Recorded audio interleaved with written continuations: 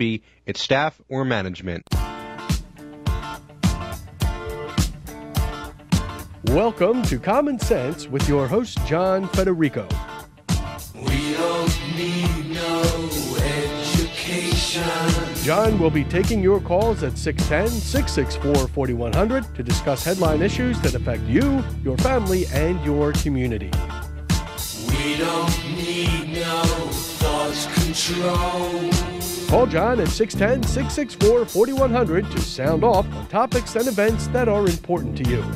No dark sarcasm in the classroom. Now, here's the host of Common Sense, John Federico. Good morning. This is John Federico, and you're listening to Common Sense. As we begin our program today, we're going to be talking about a number of recent events that occurred in our country.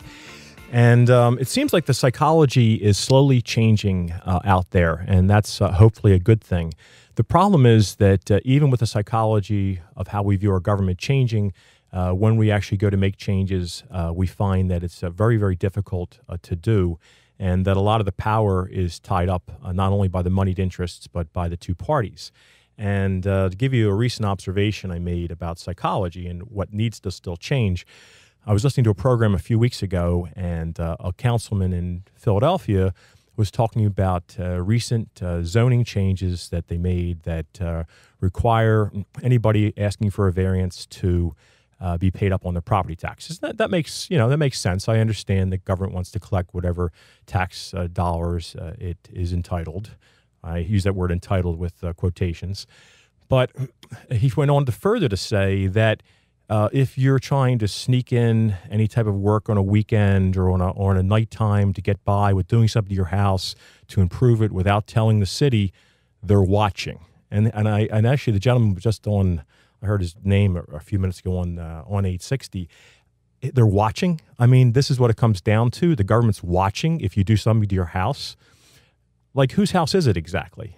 You pay all the bills, you buy the house, you want your privacy, you want your house, and the government, every single thing you want to do to the house. Now, I understand there are safety reasons why we have zoning or our building codes, and there are reasons why you have zoning codes, but they're watching that you might slip an improvement in, not just because they're worried about you improving the house, but they want to get the extra tax dollars if you put any type of benefit into your house. And it's just mind-boggling, the mentality of any individual that would say something like, we're watching.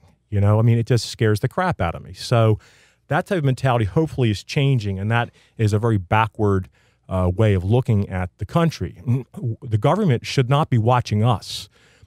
We should be watching the government. And I think if you start thinking about it that way, you realize the biggest problem is that we're, as the people, always on the defensive. Okay, now, let me go. The first item I'd like to address today is the recent lawsuit filed by the Obama administration against Arizona. Now, it's not every day that the federal government sues states. It has happened before. But in this particular case, it just seems extremely lacking in merit. And I read through the case, and I actually posted it on a website. I just started a website. It's called www.the-third-party.com. And I posted the hyperlink to the PDF, so you can read the bill or read the lawsuit. It's amazing that Mr. Obama actually attended law school, because if you read it, it's lacking in any merit whatsoever. He basically, the Department of Justice makes the point that somehow the state enforcing federal laws is usurping their power.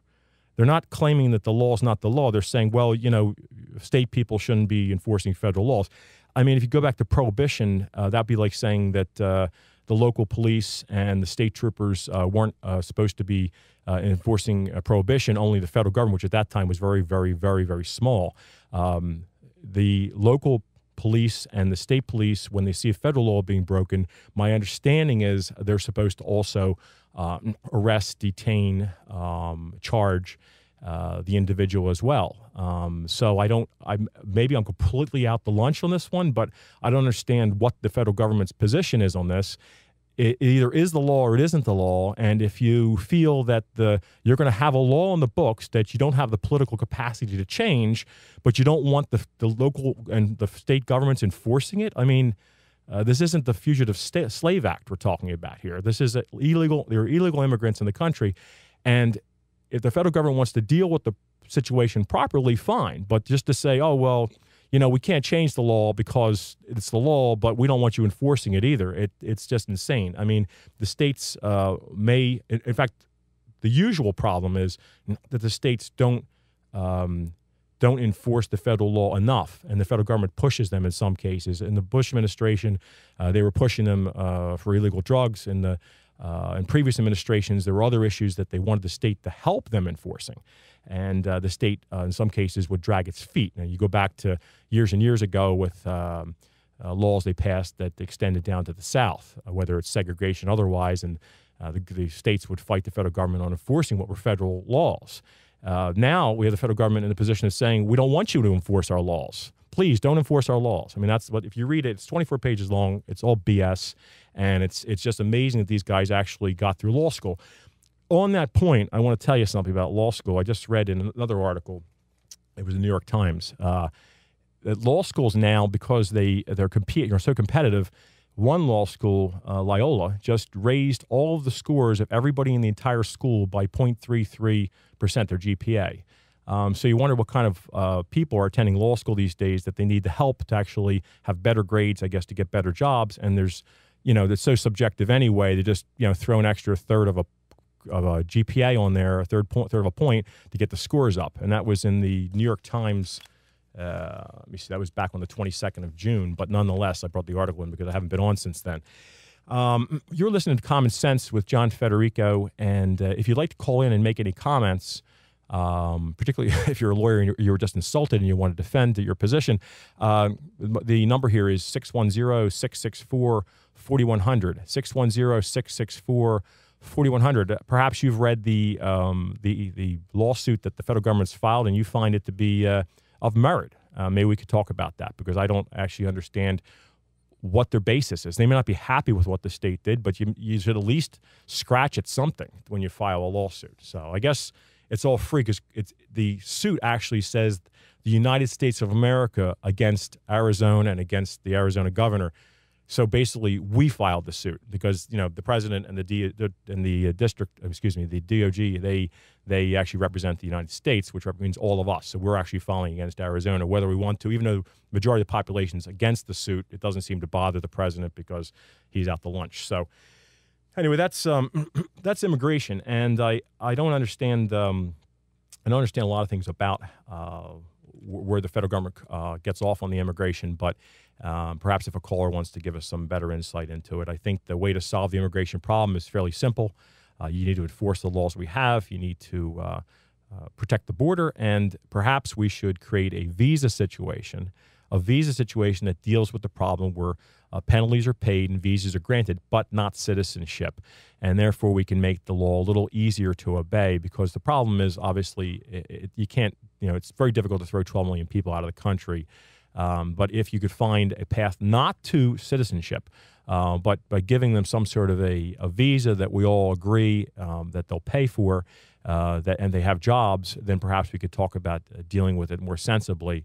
But the first thing we have to do is secure the border. That was a primary responsibility of the federal government, and it's one that has been lacking. Not just Obama. You go back to Bush, even Clinton. They don't seem to think it's very important. It doesn't seem to bother them, and maybe they're benefiting from it. I don't know how they're benefiting from it, but anyway, so that's the immigration issue for today.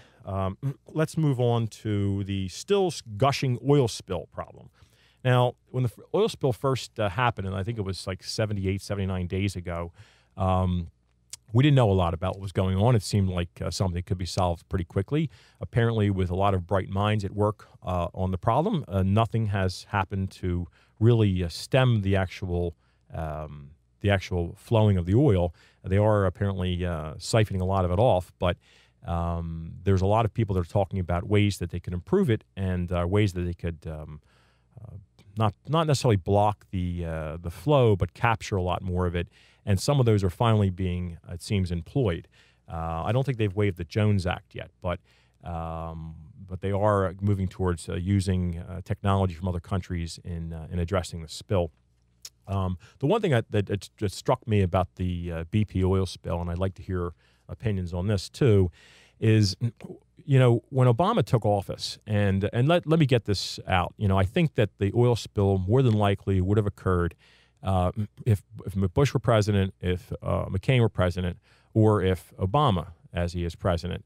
But the difference is with a McCain administration or a Bush administration where they're pro-drilling, you say to yourself, okay, these guys are gung-ho on drilling. I mean, they're really in favor of drilling. So the accident happens to you, well, they're in bed with the oil industry. They weren't careful. They were too gung-ho in drilling. They approved things they shouldn't have approved, and we have this big problem. So you elect Obama, and Obama ran, if I recall, he was against drilling. And his supporters said he was against drilling because he was worried about the ecological damage and a potential ecological disaster. His detractors maintained in some way that he was actually against drilling to cripple the U.S. economy. Now, let's say we're going to discount his critics, and we're going to go with the position that his supporters had, which is to say he was against drilling only because he was worried about the ecology, because he's worried about destructive environmental situation that could occur with these oil wells. So he runs on this platform and he gets elected. Now, he gets elected, he takes office in January of 2009. And you say, well, now he's a president and he's got to set a policy for protecting the environment. And you would think he would immediately have his people examine the permits that are being given out and the waivers that are being given out. But instead, he puts the accelerator on and gives out all kinds of waivers to these oil companies, which would have made sense if he was running on a pro-drilling, platform. But here's a guy running on against drilling because he's concerned about the environment. Theoretically, he's concerned about the environment. Remember, we're going with the position that his supporters had, which is that he's really, really worried about the environment. So he takes office and doesn't do a darn thing to change in any way the permitting process. Further, with a little bit of investigation, we realized that he has taken more money than any candidate I think it's in the history of the world, but let's just say in the last 5 years, from the oil industry. He's one of BP's favorite guys to give money to. So he took money from the oil industry. So what do you think they got for the money that they gave the Obama administration? I mean, Rahm Emanuel's probably got it in his, in his desk somewhere, all the money they gave him. I don't know what they do with it, but they gave him like $1 million. So you think, well, maybe he really was against drilling, because to be against drilling, here's a third thought. Maybe he's against drilling so those people that want to drill have to pay him money to drill. See, if you're for drilling, you're not going to get as much money from the oil companies because you're already for drilling, so you're in bed with them. But if you're against drilling, you're saying, hey, I'm going to stop your drilling, or I'm going to make it really restrictive unless you, hey, give me some money. Don't think it can't happen. It can happen. I'm not suggesting that I know it happened, but he took $1 million. He did nothing to stop the drilling. He did nothing to make sure it was done safely.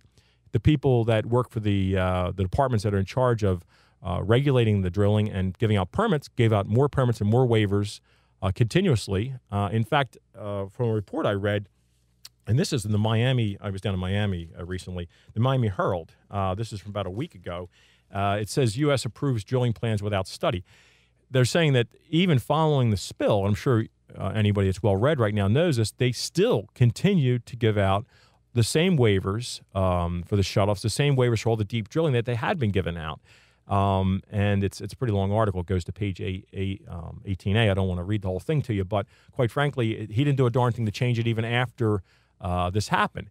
He put the moratorium on, but he probably knew the moratorium would be overturned, so he pretty much did it for political reasons. Remember, this guy is supposed to be a lawyer, so he should know what the administration is permitted to do and what they're not permitted to do legally, but apparently either he knows it and he's doing these things for political reasons, or he has no idea what he's doing. I don't know which category I like better. Consider the guy to be completely incompetent, or that he's actually devious and evil. I mean, somewhere in between, I suppose.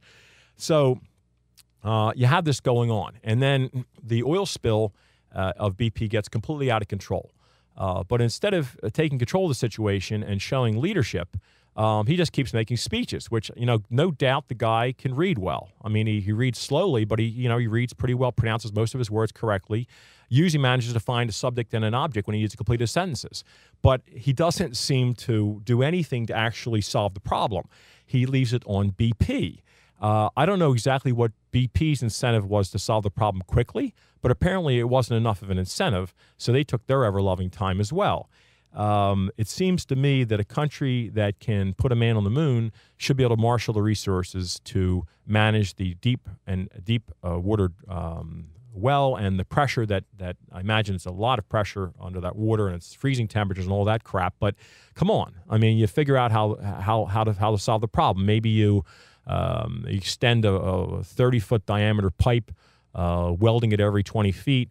Over top of the area where the oil is coming out. You put counterbalancing in with weighted hooks on the side or weighted flotation devices on the side, and you manage the tidal movement so you don't have the pipe moving around too much. You make sure the walls are thick, but remember, you're not trying to encapsulate the whole thing. You're actually putting a cylinder down on top of it, and then you'd bring the oil would come to the surface in one location. Something like that. Now, that sounds like a pretty childish, I mean, that was my idea, but I mean, I think that there's somebody could come up with a pretty good solution here and not just let the darn thing run, But I don't think that these guys that are in politics have ever actually done anything. I mean, there's no dirt under their nails. They've never actually physically done anything, and most of them have never really run anything. They run the government with your money, making huge deficits and never worrying about tomorrow.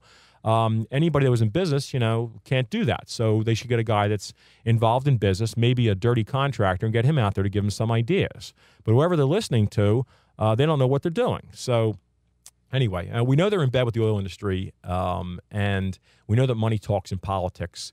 But I have never in my life seen it so completely evident as it is when you have a guy that's against drilling, like Obama was, completely permit every single dangerous activity that theoretically he would have been against. If somebody, an Obama supporter out there, if there's anybody left that still supports Obama, can call in and actually tell me what on earth he was thinking giving out all those waivers, I'd love to hear what you have to say. Anyway, you're listening to John Federico and Common Sense. The number here at the station is 610-664-4100. Looking for your calls. We're going to be going to break in about a minute. So if you have anything to say or any comments you'd like to make, whether positive or negative, we would like to hear them. Again, you're listening to Common Sense with John Federico, and we're going to our first break.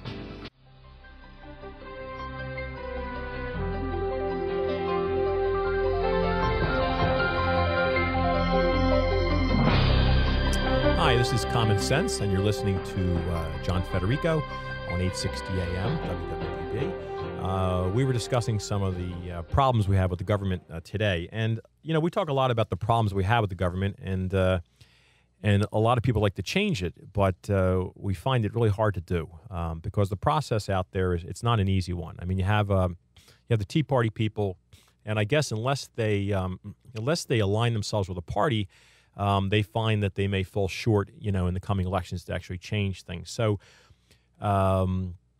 I think we need to talk about how we're going to actually get into changing the government. But I want to go into one positive development that I saw recently, and unfortunately it comes because of some small distress. Recently, as you may know, budgets have become very tight at the local and state levels. And as a result, the politicians had to make some tough choices. And, politicians don't like tough choices. Usually they defer tough choices and just borrow money, making that the easy choice, particularly when the money is easy to borrow at low rates. And, of course, they're borrowing on your behalf, but, that's okay, right, because you'll pay it back someday for them. But the recent development I saw that I really liked was with fireworks. And the fireworks, if you're at a shore town, that's probably partly necessity, because in a shore town, you are a tourist industry and you need those fireworks as a draw. So it's almost like a business decision. But in Pennsylvania and a lot of areas, municipalities in Delaware County and Chester County, it's nice to have the fireworks, but they really are an optional thing. I mean, if you don't have any money, would you rather eat or have fireworks if that were the choice? So what's happened recently is the fireworks were canceled, And that's, it's a bad thing. We're very sad about that. But the good thing is they're taking a collection for next year. And you think about that.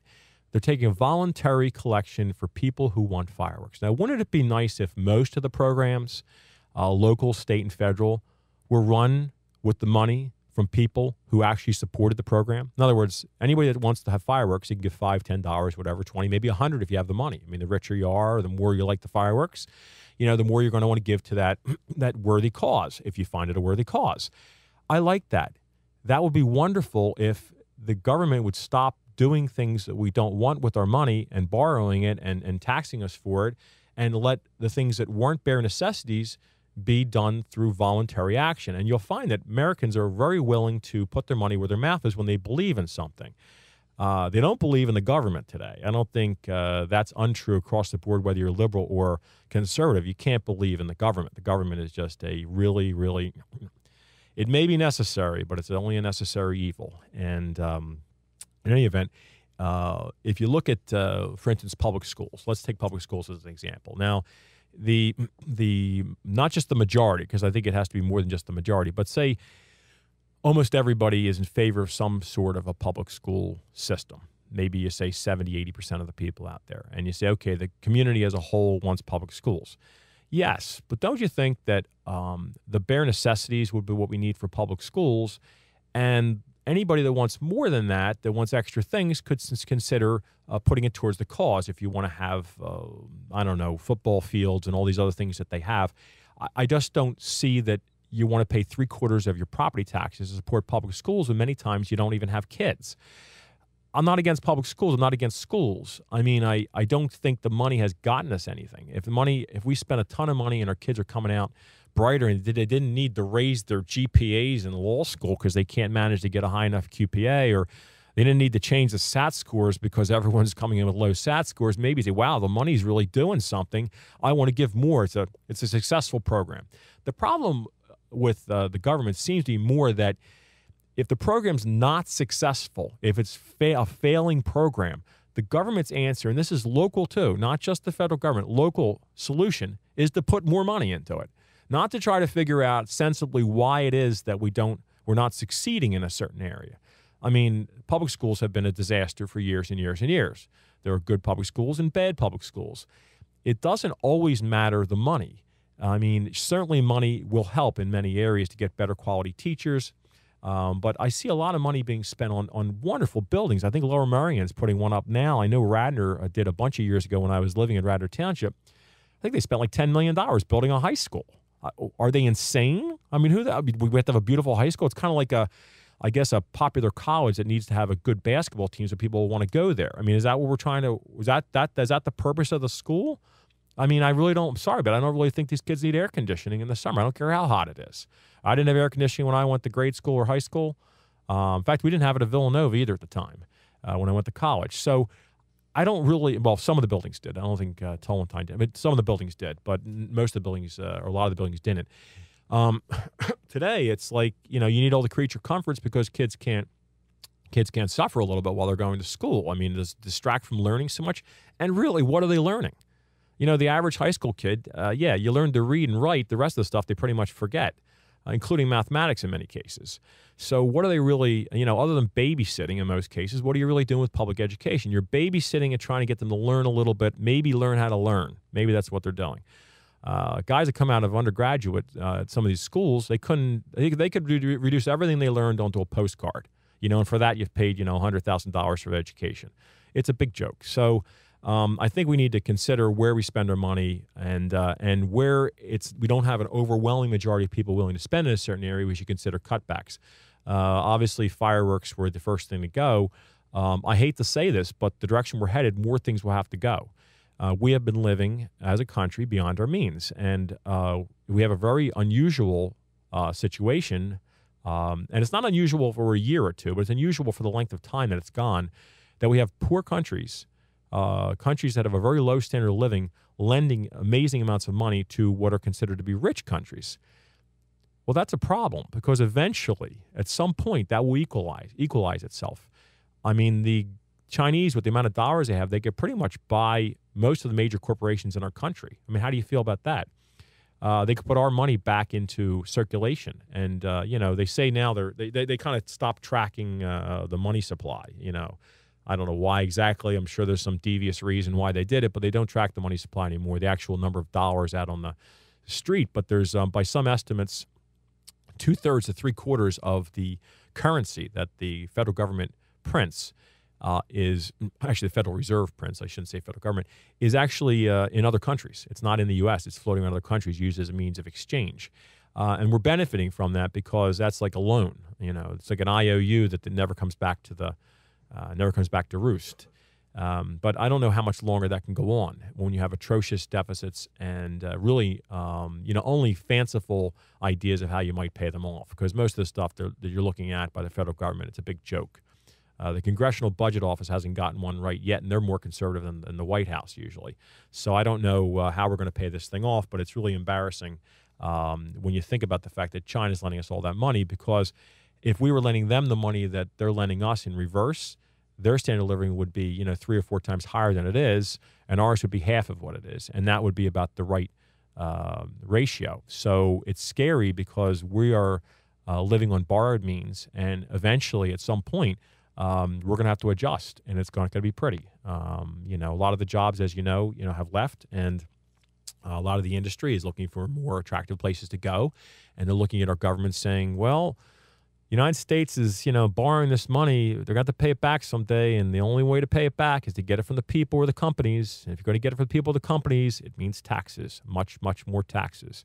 We're going to be one of those high-tax states. I mean, I don't see any way around it unless you basically have a complete deconstruction of the federal government, or you renege on the debt, or you completely, totally just like print money and pay the debt off, which, they do a little bit of that when they monetize the debt, which is when they buy federal Treasury bills. When the Federal Reserve buys the federal Treasury bills, that's like a monetizing of the debt. The other way to monetize it would simply be to print money and just pay off your debts with dollars that you print, put them into circulation.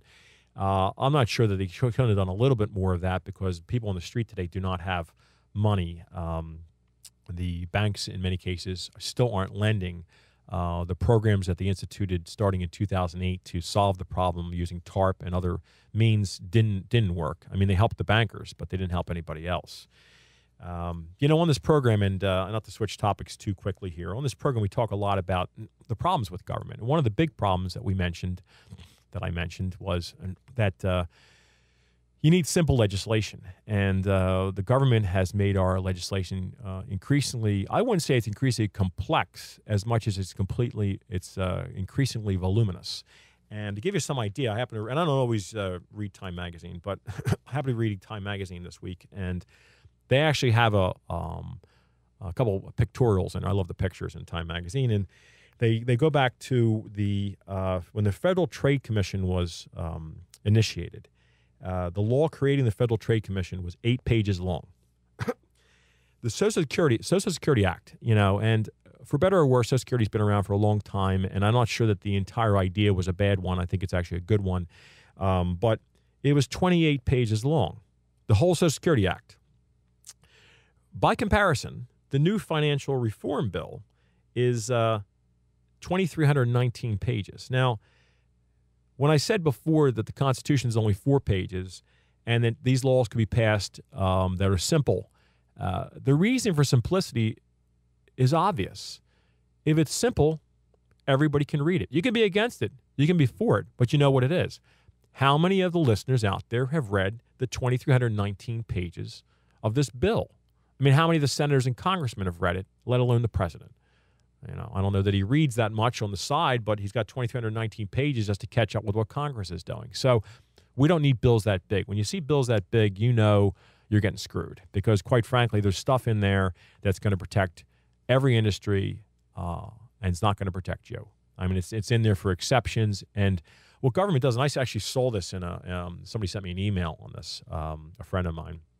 We were talking about, I do short-term rentals in Miami, and they're passing rules in New York City to limit short-term rentals. And they give all the usual reasons why they want to limit short-term rentals, but quite frankly, they want to limit them primarily because it is a I believe, because it's a competition for the hotels, and they don't want the competition, so the industry is pushing to get these regulations in place. And the one blogger wrote back about this bill. Too bad. I'm going to quote her directly. Her name is Telegram. I read this online. Too bad people don't realize that many government regulations exist just to give one competitor an advantage over another. This is a fundamental misuse of government, but it happens all the time. It's usually disguised as being for the purpose of oversight, transparency, accountability, public safety, consumer protection, or any other multi-purpose cover word phrase. It just so happens that this one is obvious in its intent, not so much the big financial reform bill as reported to many media outlets. In other words, what she's saying is this one's an obvious one in New York City, what they're trying to do. They're just trying to have one industry kick the butt of the other end of the rest of the industry. And the financial reform bill, you can't see it in there, but you know that the guys that are contributing to the campaigns are going to get what they're going to get their money's worth. In fact, the article in Time Magazine, I recommend people read this article, and I don't usually recommend Time Magazine, but it's the article is called "On Sale: Your Government: Why Lobbying is Booming in Washington, or Why Lobbying is Washington's Best Bargain." And it talks about how many billions are spent on lobbyists and the tens and 20s and hundreds of billions that are given back in exchange. So when the financial reform bill went through, you can be darn sure that all the big guys were taken care of. Anyway, I was reading I'll stay on this topic for one more minute here, but I was reading a book by a guy named Kuttner, and he is an extreme liberal. This guy is to the left of Marx, but in any event, he wrote a book called A Presidency in Peril. And I like it because the guy basically lambasts the Obama administration from the left. And he talks about how in bed Geithner and Summers are with the financial world, and how they basically were more concerned about protecting the banks and protecting the big investment houses than they were in actually getting the economy going. And they knew it. And they're disciples of Robert Rubin, who was the evil architect of all this stuff. He used to be the head of on the board of Citibank, and used to be, I think he was Treasury under Clinton, if I'm not mistaken, or at least he was a chief financial minister. But pretty much, just thinks that, and I'm not against, free capitalism. I'm for it. I just think that regulations should be to protect consumers, not to advantage one a group of banks or one group of financiers over another. So getting exemptions on these things in the financial bill that they did are going to advantage their companies. They compete against the small guys, and the small guys, as usual, end up getting hurt because we don't really get representation at the federal level. I mean, it's really kind of scary. But if you read this book, you'll be really upset because the guy, he says some things that, I'm going to say they're true or not, but he says some things that are, very pro-Clinton or anti, Reagan or whatever. And I'm a big fan of Reagan. So I had to, kind of read through that stuff and not like what I was reading, but I read it anyway. And I think that's important today, is to read stuff you don't agree with. Of course, I was looking for errors as well in it, but anyway, I'm going to go to my next break in about 30 seconds, and I want to recommend that if anybody gets a chance, even if you want to read a few pages of it, if you're in the bookstore, it's called A Presidency in Peril, and it just gives you blow by blow how the financial industry took every tooth out of any type of took all the teeth out of any type of a financial reform. And there was some reform needed. And I'm not a huge person for over-regulation, but regulation is necessary.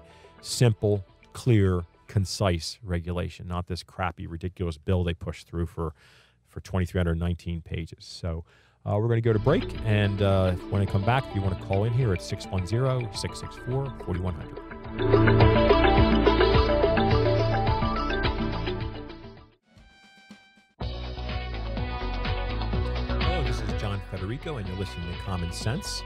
The number here at the station is 610-664-4100 if you want to call in with your comments, suggestions, criticisms, arguments. We were speaking before the break about the problems with the regulations that are being passed through Congress. This started with the healthcare with this administration, and it's went through right through financial regulation, and I'm sure they're going to move to immigration next. But the problem is that we need simple laws, and not complicated 2,400-page tomes that nobody reads or understands, except the industry that's got all the little protections in it. They can quote and go back to the people that gave. Lobbyists can show where they got their paragraph inserted and get their payoffs for tens of millions of dollars for getting some congressman to make sure that little paragraph was sponsored in the bill. You're not getting any protection that way. It's too opaque. And so what is the answer? Other than well, I'm not going to say anything drastic, but anything terrible happening to Congress and the president, what's the answer here? Other than abolishing the federal government, what is the answer? And the answer is complicated. It's simple, but to get there is complicated. We need somehow, some way, to change the government somehow. And I don't know exactly the best way to go about doing it, but it would seem that the only real civil process open to the citizens would be an amendment process. And the amendment process is complicated because you pretty much have to either be in the state legislature or of 3/4 of the states, or you need to be in the government, the federal government itself, to get things going. It doesn't seem like you can do it much by petition. So what you could do is get simple rules that are supported by a vast majority of the people, and only vote for congressmen and senators that support those measures. Kind of like the Constitution in the first place, but on a much larger scale because there's so many more people living in the country today, and it'd be much more difficult to get it going. But we do have something they didn't have years ago, and that's the internet. So maybe there's still hope.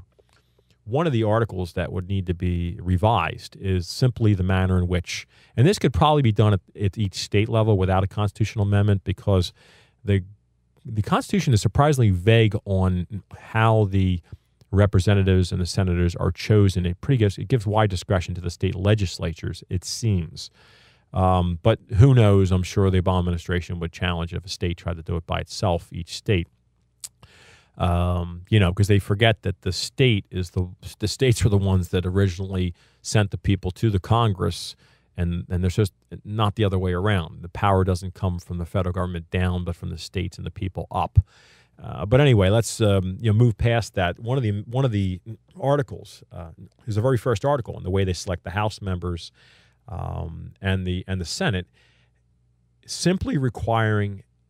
And this is not a difficult change, but again, it would have to be a change. Simply requiring a majority of the citizens to support a candidate, for that candidate to hold federal office. Now, that sounds like it wouldn't solve any problems, because most of the candidates do get a majority. But there's a reason for it, and it's much more simple than that. The fact that the candidates get a majority is because typically most people going into the voting booth pull the lever for a Republican or Democrat because they know in advance that the only chance of somebody winning is going to be one of those two guys. And that's almost, overwhelmingly the situation. Now, there are exceptions, of course, but that's typically the way it happens. And a third party is almost always a spoiler, particularly at the presidential level. So if we had a law that you needed a majority to win the electoral votes of a state, or to win the Senate race, or to win the House race, what would happen is the third party all of a sudden would start looking interesting, because you would go in there saying, well, I could vote for who I want to vote for, and not worry that I'm going to hurt the guy that I like second because he's not going to get the other guy will get a plurality and win. You see, if you went in, you had three guys that you liked a lot, three guys that were running, and you hated one guy, and the second guy you liked him a lot better than the first guy, but you had a third guy that you really thought was excellent for the job. If you voted for the third guy in our current situation, and a lot of guys voted for the third guy, but they would probably have voted for the second guy if they didn't vote for the third guy, they'd split that vote. And that's happened a number of times in our history. I mean, not just Ross Perot and the Clinton election in '92. It happened in 1912 when a majority, a overwhelming majority of the country wanted either Taft or Roosevelt. And Roosevelt was such a strong third-party candidate. He had been president twice before, been elected once before, president twice, that when people went to the booth, a lot of them voted for Roosevelt on his personality. And what happened was Woodrow Wilson ended up becoming president with only 43% of the vote, the same percentage, coincidentally, that Bill Clinton got in 1992. In 1992, and this is not a rail against Bill Clinton. He's a wonderful manipulator of the process, just as a lot of politicians are. But he actually only got a majority in 2 states. Bill Clinton got a majority of 2 states in the country in 1992, plus the District of Columbia. You can imagine, right? With the District of Columbia of how they vote. But anyway, so he got a majority in 2 states, and he managed to become president. And if you read the press at the time, it was a mandate because he did severely kick Bush's butt, Bush Sr., who only got 38%. Ross Perot had gotten, I think he got 18% at the time. But the problem is he ended up being a spoiler. If 8 out of 10 voters that voted for Perot would have voted for Bush Sr. if they hadn't voted for Perot, Bush Sr. actually would have been the overwhelming second or first selection of everybody that was voting.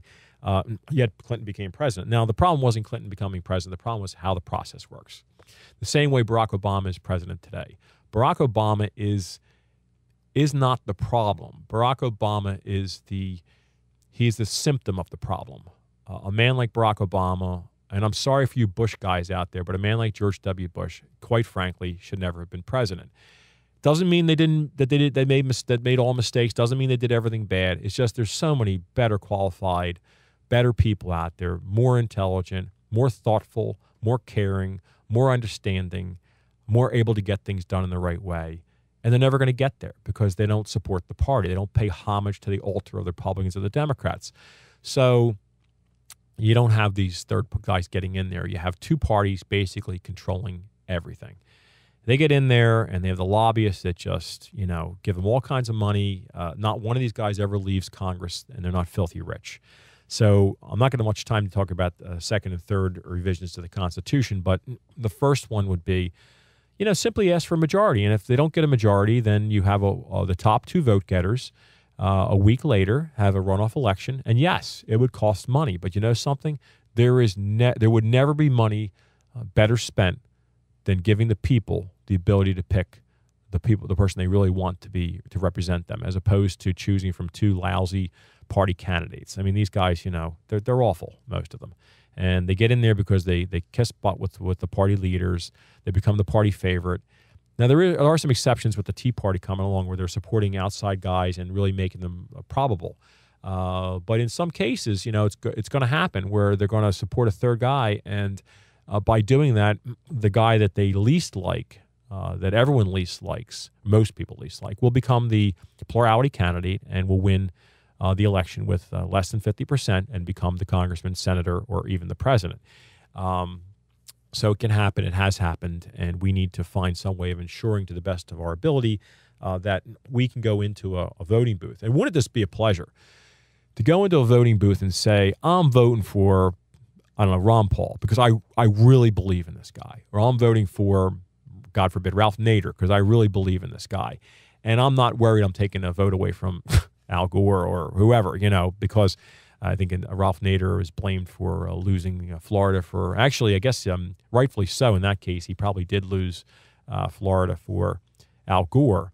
By the way, it doesn't mean that you're always going to get the best result in the process, but you get the right result, and you get the ability to fix the result by asking for a majority and more people voting for a candidate than against them. Bush's election of 2000, as I'm sure people are well aware because it was covered extensively by CNN and Time Magazine and New York Times, was that he didn't even get, the plurality of the electorate or the majority, and he became president. And that's okay in some sense if it was, he got a majority in each state, but he didn't even, do that in many cases. So second time around he did in 2004. Clinton managed to win twice without ever getting a majority of the vote. He did come close the second time, but that's really kind of pathetic, in fact, to become president twice and have more people each time voting against you than for you. So we're getting close to wrapping up the program today. If you do want to call in, I guess you better hurry. It's 610-664-4100. You've been listening to Common Sense with John Federico, and we're talking about the multitude of problems right now that we're involved in and potentially some solutions. And anyway, so we're going to be having this program live every Wednesday for the month of July, and there'll be rebroadcasts throughout the week on Tuesday, Wednesday, and Thursday will be on at 10 at 6, and then if you're up early on the weekends, we'll be rebroadcasting at 6 o'clock in the morning. So maybe we'll get some truckers. I don't know who's up at 6 o'clock in the morning, or maybe if you're coming home from the bars at the shore, although they usually close at 2. So unless you're in Wildwood, and I haven't been to Wildwood in a while. I don't know if those bars close at 2 or they're still open to 5, like they were when I was a kid. Anyway, we'd like to, hopefully, if you'll be good enough to call in the future on Wednesdays, or if you want, you can visit our website. We have a new website now. It's called www.the-third-party.com. So the third party, it's going to be a website for putting up some ideas about how we might change the country going forward, and I hope that people will take a visit. It's just under construction now. There are a couple articles I published on there, but not a lot. I did put the Arizona lawsuit on there. And so we're coming to the end here. You're listening to Common Sense with John Federico at 860 WWDB. Oh, I'm sorry. I thought we were wrapping up. I misread the hand signals. Anyway, so hopefully you'll listen in on Tuesday, Wednesdays, and Thursdays. And again, that website is www.the-third-party.com.